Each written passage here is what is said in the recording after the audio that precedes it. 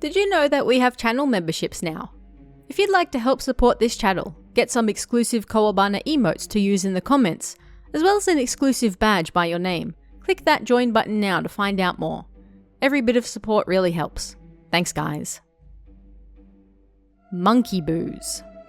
It's said to come from the Hiraka district in Akita Prefecture, and if you look at the contents of the bottle, then you will die within the year.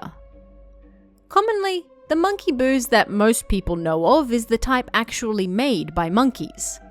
They collect fruit and, through natural fermentation, it turns into sake. But this sake is different. It's made by pickling the monkeys themselves.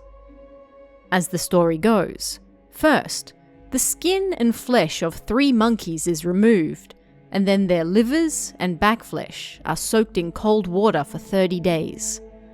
After this is dried, they are soaked in sake and left to dry in the sun again. This is then placed in a bottle with salt water, the lid put on, and it's left to sit for 3 years. Then, the monkey booze is finally done. Monkey booze is said to be good for stomach ailments in particular, but the only person allowed to touch it is the family head. If anyone else happens to open the bottle and remove the liquid inside, then they will die within the year. According to literature from the Edo period, monkey booze is said to contain a goddess, and it is her power that manifests when it is consumed. Meaning, it's not exactly the booze itself that is powerful, but rather the goddess contained within it. And the only person allowed to communicate with her is the family head. This booze was kept in a container 56 centimeters high, with a diameter of 21 centimeters and a circumference all the way around of 117 centimeters. It was said that when the container was shaken, the contents sounded creepily metallic. One tale of the monkey booze says that Shimada Gensuke, a warrior from the Gosannen War, fled to a mountain village with a bottle of monkey booze on hand. There, his family used the booze for generations to heal others. One day, a monk visited the family and begged to see the contents of the booze. "I don't care if it kills me," he told them. He was so persistent that eventually they gave in and let him. And within a year, he was dead. The Shimada family then stopped using the monkey booze after that. Supposedly, that was the end of the monkey booze, but it's claimed that it's still floating around, hidden somewhere in the country, even now. Saruzake, or monkey booze, is a legend that's said to come from Hiraka district in Akita Prefecture. This isn't the commonly known monkey booze that's said to be made by monkeys who collect fruit and let it naturally ferment, but rather a very specific booze that's made through rather nefarious methods and is said to be quite deadly. Although tiny details differ here and there, in essence, monkey booze is said to be a powerful elixir that was controlled by a single family, and simply seeing the contents of it would ensure your death within the year. One of the most common tales claims that Kiyohara no Takenori, a military commander from the Heian period, first made monkey booze well over 1,000 years ago.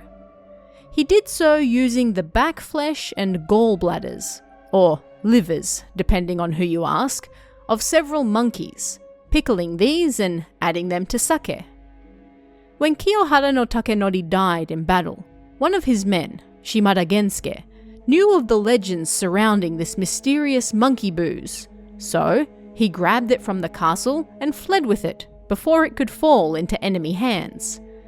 And so, the booze and the legend continued to pass down through the Shimada family.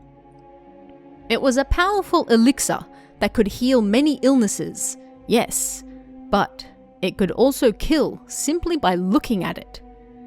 The only person ever allowed to look at it was the family head, as this, according to the legend, was the only person the goddess residing in the booze would allow to communicate with her. And, as in the opening tale, it said that a monk pleaded with the family to see it, even knowing of the rumors that he might die if he did so. But he was so curious that it was a risk he was willing to take. And he did die. But then, according to other stories, his son also grew curious to know what killed his father, and, as though possessed, also asked to see the monkey boos. Yes, he knew that it killed his father, and yes, he knew that it would likely kill him too. But the curiosity was too much. He simply had to see it. And, of course, within the year, he died as well. It's said that ever since then, the Shimada family has kept the monkey boos a family secret, and it's passed down from generation to generation as a family heirloom. After the death of the monk and his son because they were careless enough to let them see it, it is now the family's burden to bear for the rest of time, and no one must ever see it again. Although details of when this particular cursed monkey boos first came to be are hazy, evidence can be found of Tsugaye Masumi talking about it during the Edo period. Tsugaye was a traveller and herbalist during the late 1700s and early 1800s, and he travelled throughout much of northern Japan as an adult, bringing many tales from the area back to Edo. One of those was the tale of the deadly monkey boos, and we even have a picture of the container it was said to be kept in. Interestingly, there is also evidence from the pre-war period of a local newspaper in the Akita area who reported on the family said to still have that monkey boos. The Akita Sakigake Shimpo printed an article in its May 30th, 1933 edition, delving into the history and legend of the boos. Although we sadly don't have pictures of it today, the family reportedly had a jar that was the same shape and size as the one from the Edo scrolls, and there was suspicion at the time that the family was still replenishing and using that boos in modern times. The cursed boos also appeared on an episode of Kiseki Taiken Unbelievable on October 25th, 1997. The very first episode of the show ever, in fact, making it quite the special episode indeed. The program visited a family living deep in the mountains of Akita Prefecture who claimed to be the current holders of the boos. The program spoke of the folklore and legends surrounding the boos, but naturally, they never actually checked it for themselves, nor did they film it. Just in case. Whether the legends behind the cursed monkey boos are true or not, it's a fascinating tale that has been around for hundreds of years now, and still continues to the modern day.